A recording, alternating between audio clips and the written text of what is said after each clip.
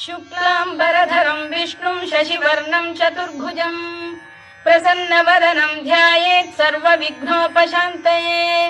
व्यासं वसिष्ठनप्तारं शक्तेः पौत्रमकल्मषम् पराशरात्मजं वन्दे शुकतातं तपोनिधिम्। व्यासाय विष्णुरूपाय व्यासरूपाय विष्णवे नमो वै ब्रह्मनिधये वासिष्ठाय नमो नमः। अविकाराय शुद्धाय नित्याय परमात्मने सदैकरूपरूपाय विष्णवे सर्वजिष्णवे यस्य स्मरणमात्रेण जन्म संसारबन्धनात् विमुच्यते नमस्तस्मै विष्णवे प्रभविष्णवे। ॐ नमो विष्णवे प्रभविष्णवे। श्रीवैशम्पायन उवाच श्रुत्वा धर्मानशेषेण पावनानि च सर्वशः युधिष्ठिरः शान्तनवं पुनरेवाभ्यभाषत। युधिष्ठिर उवाच किमेकं दैवतं लोके किं वाप्येकं परायणम् स्तुवन्तः कङ्कमर्चन्तः प्राप्नुयुर्मानवा शुभम्। को धर्मः सर्वधर्माणां भवतः परमो मतः किं जपन्मुच्यते जन्तुर्जन्म संसारबन्धनात्। श्रीभीष्म उवाच जगत्प्रभुं देवदेवमनन्तं पुरुषोत्तमम् स्तुवन्नाम सहस्रेण पुरुषः सततोत्थितः तमेव चार्चयन् नित्यं भक्त्या पुरुषमव्ययम् ध्यायन् स्तुवन् नमस्यं च यजमानस्तमेव च अनादिनिधनं विष्णुं सर्वलोकमहेश्वरम् लोकाध्यक्षं स्तुवन् नित्यं सर्वदुःखातिगो भवेत्। ब्रह्मण्यं सर्वधर्मज्ञं लोकानां कीर्तिवर्धनम् लोकनाथं महद्भूतं सर्वभूतभवोद्भवम् एष मे सर्वधर्माणां धर्मोऽधिकतमो मतः यद्भक्त्या पुण्डरीकाक्षं स्तवैरच्चेन्नरः सदा परमं यो महत्तेजः परमं यो महत्तपः परमं यो महद्ब्रह्म परमं यः परायणम् पवित्राणां पवित्रं यो मङ्गलानां च मङ्गलम्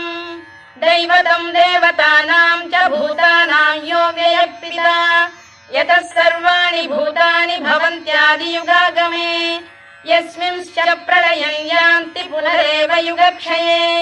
तस्य लोकप्रधानस्य जगन्नाथस्य भूपते विष्णोर्नाम सहस्रं मे शृणु पापभयापहम् यानि नामानि गौणानि विख्यातानि महात्मनः ऋषिभिः परिगीतानि तानि वक्ष्यामि भूतये। ऋषिर्नाम्नां सहस्रस्य वेदव्यासो महामुनिः छन्दोऽनुष्टुप् तथा देवो भगवान् देवकीसुतः अमृतांशुद्भवो बीजं शक्तिर्देवकी नन्दनः त्रिसामाहृदयं तस्य शान्त्यर्थे विनियुज्यते विष्णुं जिष्णुं महाविष्णुं प्रभविष्णुं महेश्वरम् अनेकरूपदैत्यान्तं नमामि पुरुषोत्तमम्। अस्य श्रीविष्णोर्दिव्यसहस्रनामस्तोत्रमहामन्त्रस्य श्रीवेदव्यासो भगवान् ऋषिः अनुष्टुप्छन्दः श्रीमहाविष्णुः परमात्मा श्रीमन्नारायणो देवता अमृतांशुद्भवो भानुरिति बीजम् देवकी नन्दन श्रेष्ठेति शक्तिः उद्भवः क्षोभणो देव इति परमो मन्त्रः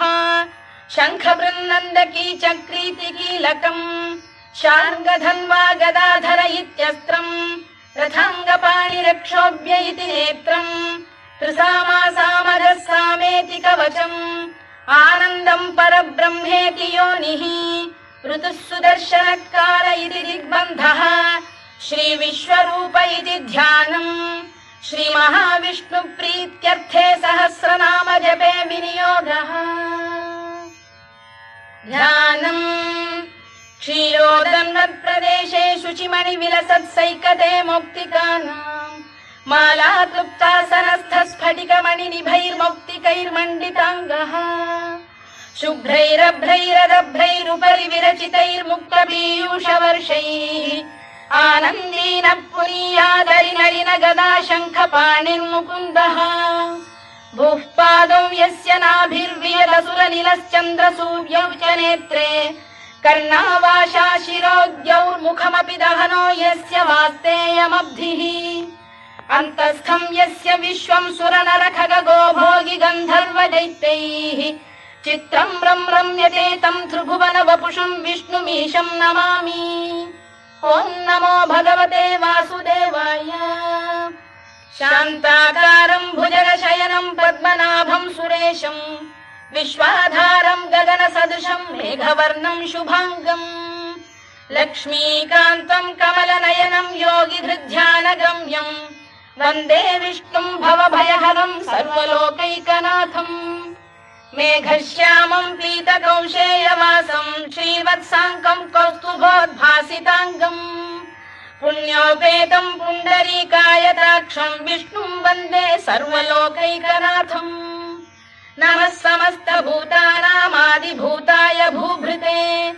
अनेकरूपरूपाय विष्णवे प्रभविष्णवे सशङ्खचक्रं सकिरीटकुण्डलं सपीतवस्त्रं सरसीरुहेक्षणं सहारवक्षस्थलशोभिकौस्तुभं नमामि विष्णुं शिरसा चतुर्भुजम्। छायायां पारिजातस्य हेमसिंहासनोपरि आसीनमम्बुदश्याममायताक्षमलङ्कृतम् चन्द्राननं चतुर्बाहुं श्रीवत्साङ्कितवक्षसम् रुक्मिणी सत्यभामाभ्यां सहितं कृष्णमाश्रये।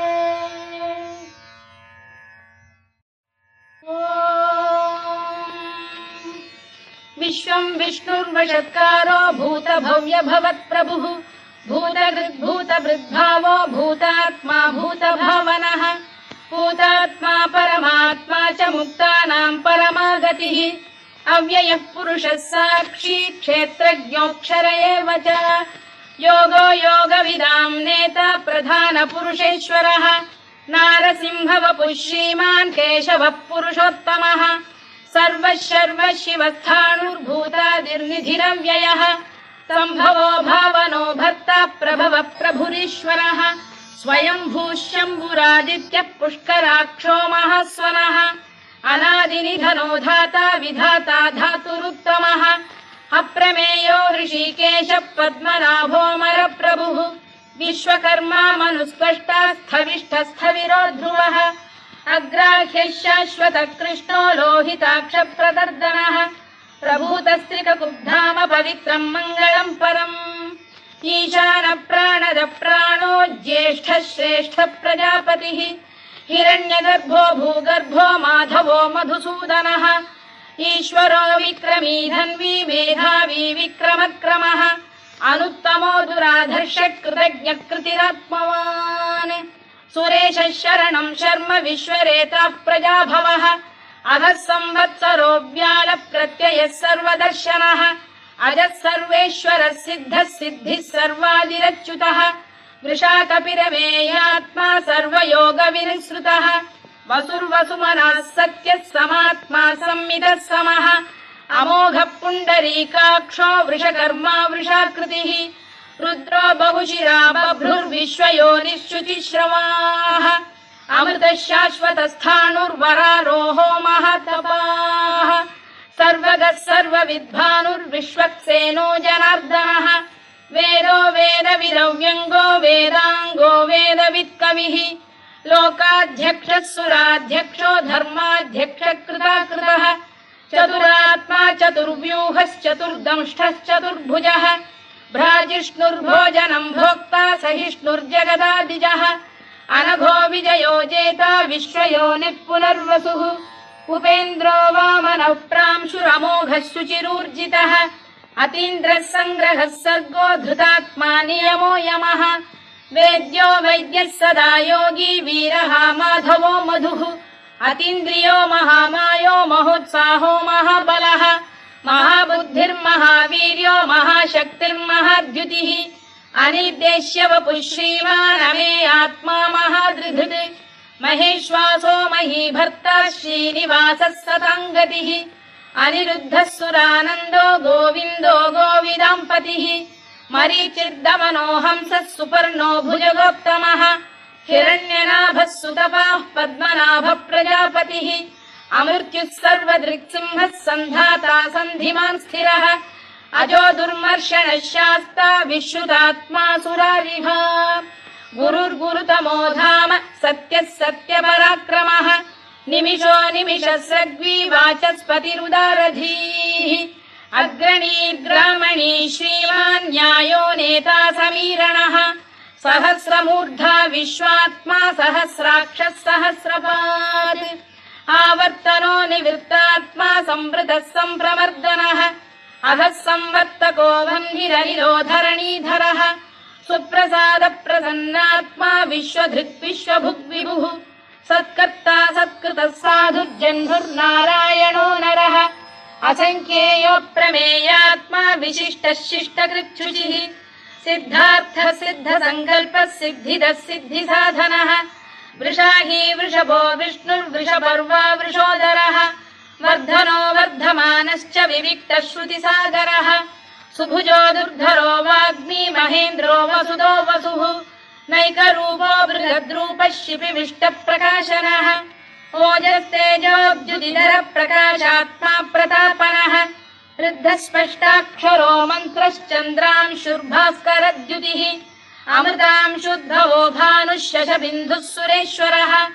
औषधम् जगतः सेतुः सत्यधर्मपराक्रमः भूतभव्यभवन्नाथः पवनः पावनो नरः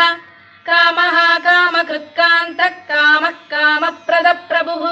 युगादिकृद्युगावर्तो नैकमायो महाशनः अदृश्यो व्यक्तरूपश्च सहस्रजिदनन्तजित् इष्टो विशिष्टः शिष्टेष्टः शिखण्डी नघुषो वृषः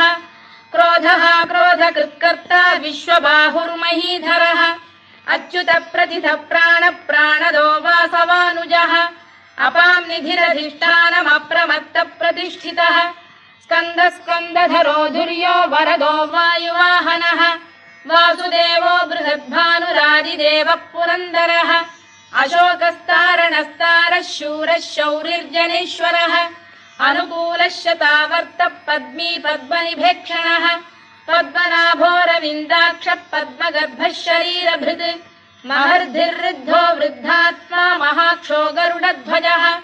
अतुलः शरभो भीमः समयज्ञो हविर्हरिः सर्वलक्षणलक्षण्यो लक्ष्मीवान् समितिञ्जयः विक्षरो रोहितो मार्गो हेतुर्दामोदरः सः महीधरो महाभागो वेगवानमिताशनः उद्भवः क्षोभणो देवः श्रीगर्भः परमेश्वरः करणं कारणं कर्ता विकर्ता गहनो गुहः व्यवसायो व्यवस्थानः संस्थानस्थानदो ध्रुवः परद्धिः परमस्पष्टः तुष्टः पुष्टः शुभेक्षणः रामो विरामो विरतो मार्गो नेयो नयोनयः वीरः शक्तिमतां श्रेष्ठो धर्मो धर्मविदुत्तमः वैकुण्ठः पुरुषः प्राणः प्राणदः प्रणवपृतुः हिरण्यगर्भः शत्रुघ्नो व्याप्तो वायुरधोक्षजः ऋतुः सुदर्शनकारः परमेष्ठी परिग्रहः उग्रः संवत्सरो दक्षो विश्रामो विश्वदक्षिणः विस्तारस्थावरस्थाणुः प्रमाणं बीजमव्ययम्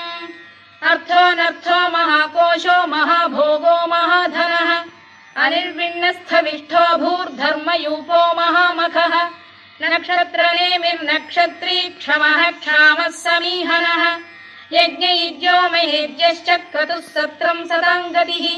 सर्वदर्शी विमुक्तात्मा सर्वज्ञो ज्ञानमुत्तमम् सुव्रतः सुमुखः सूक्ष्मः सुघोषः सुखदः सुहृद् मनोहरो जितक्रोधो वीरबाहुर्विदारणः स्वापनः स्ववशो व्यापी नैकात्मा नैककर्मकृत् वत्सरो वत्सलो वत्सी रत्नगर्भोधनेश्वरः धर्मकृद्धर्मी सदसक्षरमक्षरम् अविज्ञाता सहस्रांशुर्विधाता कृतलक्षणः गभस्तिनेमिः सप्तस्तः सिंहो भूतमहेश्वरः आदिदेवो महादेवो देवेशो देवभृद्गुरुः उत्तरो गोपतिर्गोप्ता ज्ञानगम्यः पुरातनः शरीरभूतभृद्भोक्ता कपीन्द्रो भूरि दक्षिणः सोमपोऽमृतपः सोमः पुरुजिः पुरुषत्तमः विनयो जयः सत्यसन्धो दाशार्हः सात्वतां पतिः जीवो विनयिता साक्षी मुकुन्दो मितविक्रमः अम्भोनिधिरनन्तात्मा महोदधिशयोऽन्तकः अजो महार्घ स्वाभाव्यो जितामित्रप्रमोदनः आनन्दो नन्दनो नन्दः सत्यधर्मात्रिविक्रमः महर्षि कपिलाचार्यः कृतज्ञो मेदिनीपतिः त्रिपदस्त्रिदशाध्यक्षो महाशृङ्गकृतान्तकृत् महावराहो गोविन्दः सुषेणः कनकाङ्गनी गुह्यो गभीरो गहनो गुप्तश्चक्रगदाधरः मेधास्वाङ्गो जितकृष्णो दृढः सङ्कर्षणोच्युतः वरुणो वारुणो वृक्षः पुष्कराक्षो महामनाः भगवान् बलहानन्दी वनमाली हलायुधः आदित्यो ज्योतिरादित्यः सहिष्णुर्गतिसत्तमः सुधन्वाखण्ड परशुर्दारुणो द्रविणप्रदः दिवस्पृक् सर्वदृग्व्यासो वाचस्पतिरयो निजः त्रिसामासामगः साम निर्वाणम् भेषजम् भिषज सन्न्यासकृच्छमः शान्तो निष्ठा शान्तिः परायणम् शुभाङ्गः शान्तिदः स्रष्टा कुमुदः कुवलेशयः गोहितो गोपतिर्गोप्ता वृषभाक्षो वृषप्रियः अनिवर्ती निवृत्तात्मा संक्षेप्ताक्षेमकृत् शिवः श्रीवत्सवक्षः श्रीवासः श्रीपतिः श्रीमताम्बरः श्रीधः श्रीशः श्रीनिवासः श्रीनिधिः श्रीविभावनः श्रीधर श्रीकर श्रेयः श्रीमान् लोकत्रयाश्रयः स्वक्षः स्वङ्गः शतानन्दो नन्दिर्ज्योतिर्गणेश्वरः विजितात्मा विधेयात्मा सत्कीर्तिश्छिन्न संशयः उदीर्णः सर्वतश्चक्षुरनीशः शाश्वतः स्थिरः भूषयो भूषणो भूतिर्विशोकः शोकनाशनः अर्चिष्मानर्चितः कुम्भो विशुद्धात्मा विशोधनः अनिरुद्धो प्रतिरथः प्रद्युम्नो मितविक्रमः कालनेमिनिः वीरः शौरिः शूरजनेश्वरः त्रिलोकात्मा त्रिलोकेशः केशवः केशिः हरिः कामदेवः कामपालः कामी कान्तकृतागमः अनिर्देश्य वपुर्विष्णुर्वीरोऽनन्तो धनञ्जयः ब्रह्मण्यो ब्रह्मकृद्ब्रह्मा ब्रह्म ब्रह्मविवर्धनः ब्रह्मविब्राह्मणो ब्रह्मी ब्रह्मज्ञो ब्राह्मणप्रियः महाकमो महाकर्मा महातेजा महोरगः महाक्रतुर्महायज्वा महायज्ञो महाहविः स्तव्यस्तव प्रियस्तोत्रम् स्तुतिस्तोतारणप्रियः पूर्णः पूरयिता पुण्यः पुण्यकीर्तिरनामयः मनोजवस्तीर्थकरो वसुरेता वसुप्रदः वसुप्रदो वासुदेवो वसुर्वसुमनाहविः सद्गतिः सत्कृतिः सत्ता सद्भूतिः सत्परायणः शूरसेनो यदुश्रेष्ठः सन्निवासः सुयामुनः भूतावासो वासुदेवः सर्वासु निलयो नलः दर्पः दर्पदो दृप्तो दुर्धरोऽथा पराजितः विश्वमूर्तिर्महामूर्तिर्दीप्तमूर्तिरमूर्तिमान् अनेकमूर्तिरव्यक्तः शतमूर्तिः शताननः एकोनैकः स वक्र किम् यत्तत्पदमनुत्तमम् लोकबन्धुर्लोकनाथो माधवो भक्तवत्सलः सुवर्णवर्णो हेमाङ्गो वराङ्गश्चन्दनाङ्गदी वीरः विषमः शून्यो घृताशीरचरश्चरः अमानी मानदो मान्यो लोकस्वामी त्रिलोकधृत् सुमेधा मेधजो धन्यः सत्यमेधाधराधरः तेजो वृषोद्युतिधरः सर्वशत्रभृताम्बरः प्रग्रहो निग्रहो व्यग्रो नैकशृङ्गो गदाग्रजः चतुर्मूर्तिश्चतुर्बाहुश्चतुर्व्यूहश्चतुर्गतिः चतुरात्मा चतुर्भावश्चतुर्वेदविदेकपात् समावर्तो निवृत्तात्मा दुर्जयो दुरधिक्रमः दुर्लभो दुर्गमो दुर्गो दुरावासो दुरारिः शुभाङ्गो लोकसारङ्गः सुतन्तुस्तन्तु वर्धनः इन्द्रकर्मा महाकर्मा कृतकर्मा कृतागमः उद्भवः सुन्दरः सुन्दो रत्ननाभः सुलोचनः अर्को वाजसनः शृङ्गी जयन्तः सर्वविजयी सुवर्णबिन्दुरक्षोभ्यः सर्ववागीश्वरेश्वरः महाह्रदो महागर्तो महाभूतो महानिधिः कुमुद कुन्दर कुन्द पर्जन्यः पावनो निलः अमृताशोऽमृतवपुः सर्वज्ञः सर्वतोमुखः सुलभः सुव्रतः सिद्धः शत्रुजिच्छत्रुतापनः न्यग्रोधोदुम्बरोश्वत्तश्चाणूरान्ध्रनिषूदनः सहस्रार्चिः सप्तजिह्वः सप्तैधा सप्तवाहनः अमूर्तिरनघोचिन्त्यो भयकृद्भयनाशनः अणुबृहत्कृशस्थूलो गुणभृन्निर्गुणो महान् अधृतस्वधृतस्वास्य प्राग्वंशो वंशवर्धनः धारभृत्कथितो योगी योगीशः सर्वकामदः आश्रमश्रमणः क्षामः सुपर्णो वायुवाहनः धनुर्धरो धनुर्वेदो दण्डो दमयिता दमः अपराजितः सर्वसहो नियन्ता नियमो यमः सत्त्ववान् सात्विकः सत्यः सत्यधर्मपरायणः अभिप्रायप्रियार्होः प्रियकृत्प्रीतिवर्धनः विहाय सगदिर्ज्योतिः सुरुचिर्कुतभुग्विभुः रविर्विरोचनः सूर्यः सवितारविलोचनः अनन्तो हुतभुग्भोक्ता सुखदो नैकजोऽग्रजः अनिर्विण्णः सदामर्षी लोकाधिष्ठानमद्भुतः सनातनतमः कपिलः कपिरव्ययः स्वस्तिदः स्वस्तिकृत् स्वस्ति स्वस्तिभुक् स्वस्ति दक्षिणः अरौद्रः कुण्डली चक्री विक्रम्यूर्जितशासनः शब्दातिगः शब्दसः शिशिरः शर्वरीकरः अक्रूरपेशलो दक्षो दक्षिणः क्षमिणां वरः विद्वत्तमो वीतभयः पुण्यश्रवणकीर्तनः उत्तारणो दुष्कृतिः पुण्यो दुःस्वप्रनाशनः वीरः रक्षणः सन्तो जीवनपर्यवस्थितः अनन्तरूपोऽनन्तश्रीर्जितमन्युर्भयापहः चतुरश्रो गभीरात्मा विदिशो व्यादिशो दिशः अनादिर्भूर्भुवो लक्ष्मी सुवीरो रुचिराङ्गदः जननो जनजन्मादिर्भीमो भीमपराक्रमः आधारनिलयो धाता पुष्पहास प्रजागरः ऊर्ध्वगः सत्त्वथाचार प्राणदः प्रणवप्रणः प्रमाणं प्राणनिलय प्राणभृत् प्राणजीवनः तत्त्वं तत्त्वविदेकात्मा जन्म मृत्युजरातिगः भूर्भुवः स्वस्तरुस्तारः सविता प्रपितामहः यज्ञो यज्ञपतिर्यज्वा यज्ञाङ्गो यज्ञवाहनः यज्ञभृद्यज्ञकृद्यज्ञी यज्ञभुग्यज्ञसाधनः यज्ञान्तकृद्यज्ञगुह्यमन्नमन्नाद एव च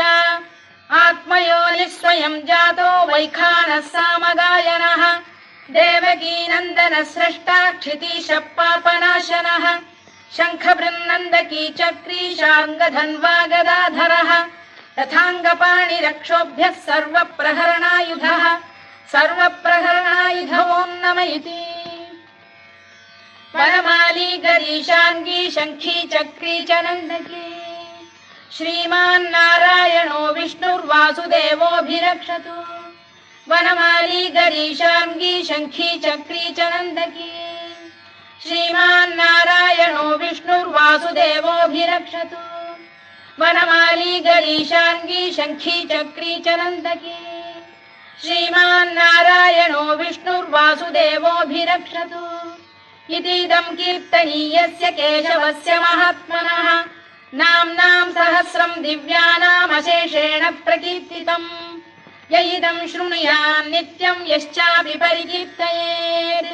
नाशुभं प्राप्नुयात् किञ्चित् सोमुत्प्रेह च मानवः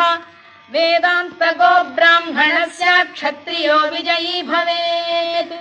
वैश्यो धनसमृद्धः स्यात् शूद्रः सुखमवाप्नुयात् धर्मार्थी प्राप्नुयात् धर्ममर्थार्थी चार्थमाप्नुयात् कामानवाप्नुयात् कामी प्रजार्थी चाप्नुयात् प्रजाम् भक्तिमान् यः सदोत्थाय शुचिस्तद्गतमानसः सहस्रं वासुदेवस्य नाम्नामेतत्र कीर्तयेत् यशः प्राप्नोति विपुलं याति प्राधान्यमेव च अचलां श्रियमाप्नोति श्रेयः प्राप्नोत्यनुत्तमम् न भयं क्वचिदाप्नोति वीर्यं तेजश्च विन्दति भवत्यरोगोद्युतिमान् बलरूपगुणान्वितः रोगार्तो मुच्यते रोगात् बद्धो मुच्येत बन्धनात् भयान्मुच्येत भीतस्तु मुच्येतापन्न आपदः दुर्गाण्यतितरत्याशु पुरुषः पुरुषोत्तमम् सुवन्नाम सहस्रेण नित्यं भक्तिसमन्वितः वासुदेवाश्रयो मर्त्यो वासुदेवपरायणः सर्वपापविशुद्धात्मा याति ब्रह्म सनातनम् न वासुदेव भक्तानामशुभम् विद्यते क्वचित् जन्म मृत्युजरा व्याधि भयम् नैवोपजायते इमं स्तवमधीयानः श्रद्धा भक्ति समन्वितः युज्येतात्मसुखक्षान्तिः श्रीधृतिस्मृतिकीर्तिभिः न क्रोधो न च मात्सर्यम् न लोभो न शुभामतिः भवन्ति कृतपुण्यानाम् भक्तानाम् पुरुषोत्तमे द्यौः स चन्द्रार्कनक्षत्राखम् दिशो भूर्महो दधिः वासुदेवस्य वीर्येण विधृतानि महात्मनः ससुरासुरगन्धर्वम् स यक्षोरगराक्षसम् जगत्वशे वर्ततेदम् कृष्णस्य सचराचरम् इन्द्रियाणि मनो बुद्धिः सत्त्वम् तेजो बलम् धृतिः वासुदेवात्मकान्याहुः क्षेत्रम् क्षेत्रज्ञ एव च सर्वागमानामाचार प्रथमम् परिकल्पते आचार प्रभवो धर्मो धर्मस्य प्रभुरच्युतः ऋषयः पितरो देवा महाभूतानि धातवः जङ्गमा जङ्गमम् चेदम् जगन्नारायणोद्भवम् योगो ज्ञानम् तथा साङ्ख्यम् विद्या शिल्पादिकर्म च वेदाः शास्त्राणि विज्ञानमेतत् सर्वम् जनार्दनात् एको विष्णुर्महद्भूतम् पृथग्भूतान्यनेकशः त्रीन् लोकान् व्याप्य भूतात्मा भुङ्क्ते विश्वभुवव्ययः इमम् स्तवम् भगवतो विष्णोर्व्यासेन कीर्तितम् पठेद्य इच्छेत् पुरुषः श्रेयत् प्राप्तुम् सुखानि च विश्वेश्वरमजम् देवम् जगतः प्रभुमव्ययम् भजन्ति ये पुष्कराक्षम् न ते यान्ति पराभवम् न ते यान्ति पराभवम् ओन्नम इति अर्जुनोवाच पद्मपत्र विशालाक्ष पद्मनाभ सुरोत्तमा भक्तानामनुरक्तानाम् त्राता भव जनार्दन श्रीभगवानुवाच यो माम् नाम सहस्रेण स्तोतुमिच्छति पाण्डव सोऽहमेकेन श्लोकेन स्तुत एव न संशयः स्तुत एव न संशयोन्नम इति व्यास उवाच वासनाद्वासुदेवस्य वासितम् भुवनत्रयम्